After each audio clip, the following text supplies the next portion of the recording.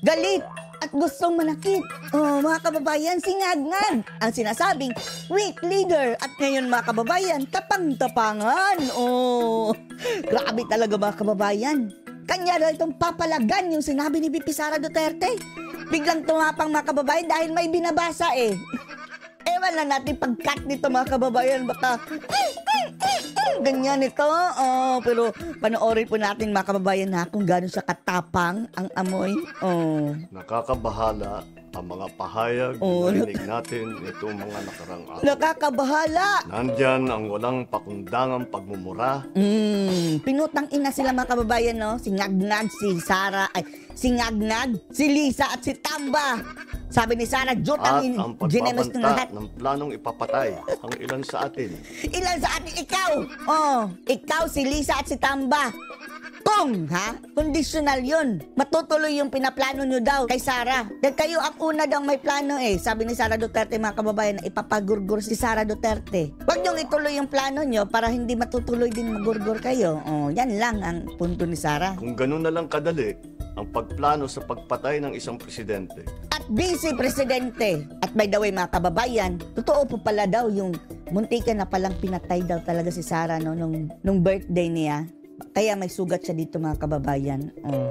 At ang gustong gumurgur kay Sara mga kababayan ay apparently, sabi ni Sas, is miyembro ng PSG na ibinigay nitong sinangag-ngag. Di ba tinanggalan siya ng mga security at pinalitan ng PSG? Oh.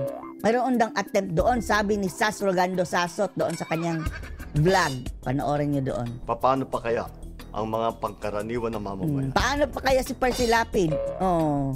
Yun pala mga kababayan, si Percy Lapid, ang daming pasabog tungkol sa mga Marcoses. Yung ganyang kriminal na pagtatangka ay hindi dapat pinapalampas. Yan ay aking papalagan. O, palag! Sige, anong gagawin mo? Hanggang salita lang. Go ahead! As a democratic country, we need to uphold the rule of law. Coming from the family of the dictators, mga kababayan. Democratic country, martial law. Oh, ang pamilyang martial law. Sabi na, we uphold the rule of law, the democratic country tayo. Ako, bilang pinuno ng executive department at lahat ng mga nanunungkulan sa pamahalaan ay may sinumpaang sabi ni Sara, natutup din at pangangalagaan ang konstitusyon. Oh, pangalagaan ng konstitusyon? Anong ginagawa niyo ngayon sa Congress? Para kayong mga Hitler doon. Para kayong mga diktador doon. At ang ating mga batas. Kaya hindi tama ang pagpigil sa mga halal ng bayan. Hangal! Sa paghahanap ng katotohanan. Hindi na sanang hahantong sa ganitong drama. Oh, kung hindi pa kayo... sasagutin lamang ang mga lehitimong katanungan. Oh, dito na nagsimula pala mga kababayan. Siya pala ang ugat, no? Yung paulit-ulit na sinasabi na sa media. Oh, hindi nahantong dito kung sasagot ka lang, Sara. Siya talaga, kanyang wording ko lang yun mga kababayan. Kaya paulit-ulit lang sinasabi. Sa Senado at sa House of Representatives, ang katotohanan ay hindi dapat itokhang. Oh, ikaw ang dapat itokhang. Yung buhok mo, pa-hair follicle test natin para magkaalaman. Tapos na sana ang usapang ito kung tuto pa rin lamang ang sinumpaang panata. As if no, tumupad sa pangako. Ikaw nga ang unang ng budol eh. Ikaw nga ang unang nag-traitor, hindi tumupad sa pangako. Na bilang lingkod bayan ay lingkod talaga dahil palagi kang nagpapalaki ng dyan. Chat. Ay, hindi malaki ang tiyan. Anong ginagawa? Laging nakaupo, literal na nakaupo mga kababayan, naglingkod. Magsabi ng totoo at hindi hahadlangan. Imbis na diretsahang sagot, coming from the liar, mga kababayan, sa kwentong chicheria. Oh, Hangad ko na matuldukan na isa na ito. Kwentong chicheria ito. Ang katotohanan ay hindi dapat itokhang. Tapos na sana ang usapang ito kung tuto pa rin lamang ang sinumpaang panata na bilang lingkod bayan ay magsabi ng totoo at hindi hahadlangan. Imbis na diretsahang sagot, nililihis pa sa kwentong chicheria. Oh, ito. Kwentong basura. Oh, kwento mo ngayon. Hangad ko na matuldukan na itong mga pangyayaring ito sa parang matiwasay at magdadala sa atin sa katotohanan. Layas ka sa pwesto. Gusto mo matuldukan ito. Dahil apparently mga kababayan, katulad ng cancer, wala na pong lunas ang mga taong ito mga kababayan. Stage and stage na. metastasize na.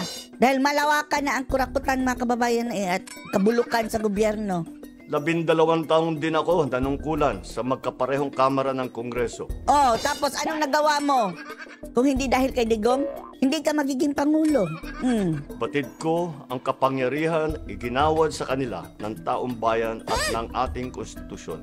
Dahil dito, Huwag mong abusuhin. ginagalang ko ang kanilang gawain bilang isang independenteng sangay ng ating republika. Independente. Kahit ang buong executive branch, lahat ng mga Independent ba yung Congress? Sunod-sunuran nga sa gusto ninyo? At ang sabi mga kababayan, didiktahan ni na Admiral na wala namang mandato. ahensya ay hindi nakakaligtas at parating sumasailalim sa kanilang masusing pagsusuri. Bilang isang bansa, marami tayong mga paghamon na dapat harapin at mga suliraning dapat bigyan ng lunas. Oh, tapos anong ginagawa nyo?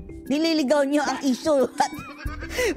Doon kayo nag-focus sa mga Duterte sa halip na mag-focus sa problema ng bayan. Oh, ikaw pa ang maganang magsabi niyan, Ngag? Sa kabila ng mga pambabatikos, nakatuon ang aking pansin sa pamamahala. Oh, pamamahala! Hindi ka nga marunong daw mamahala, sabi ni BP Sara. Oh, anong klase pamamahala ang pinagsasabi mo? Bakit busy kayo sa pagtugi sa mga Duterte ICC? Anong pamamahala ba pinagsasabi mo? Ngunit hindi natin ikokompromiso ang rule of law. Rule of Kailangan law pa. manaig ang batas sa anumang sitwasyon, sino man Anong alam ang nito tama. sa Kaya hindi ko Rule of law hahayaan at sa Ligang Batas mga kababayan kung sa Kanyar College lang ang naabot nito? magtagumpay ang hangarin ng iba na hatakin ang buong bansa sa burak ng politika. Oh, ikaw, hinahatak mo kami sa inidoro. Parang awa mo na BBM. Umayos ka. Galang natin ang proseso. Tuparin natin ang batas. Coming from the words of the dictator family, mga kababayan, igalang natin ang proseso. O, wala lang ang proseso dyan sa Kongreso, di ba? Natin ang mandato na pinagkatiwala sa atin ng milyon-milyon na Pilipino. Magtrabaho Binabawi po tayo. na ng sambayan ng Pilipino. Kung ganun, pati na kakampi mo ay umamin, oh. Grabe ng kurakutan, oh. Magsalita ka daw. O, Katonying, walang response sa'yo. Anong ibig sabihin ng Tonying? Binyeng eh. Oh, hindi nakinig sa'yo Katonying. So, anong gagawin mo Katonying? Pagtatanggol mo pa rin? Sa ikauunlad ng Republika Oh, ng ayan na Pilipinas. naman. Ayan na naman, ikauunlad ng bayan. Kayo lang uunlad. Sama-sama kayong maging milyonaryo. Para matamo ang pag Bagoong Pilipinas ang mukha mo. Nandyan ang walang pakundangang pagmumura at ang pagbabanta ng planong ipapatay ang ilan sa atin. Yung ganyang kriminal na pagtatangka ay hindi dapat pinapalampas. Yan ay aking papalagan. Ano masasabi niyo dito mga kababayan sa mga buladas na naman ni Ngag-Ngag? Post your comments below.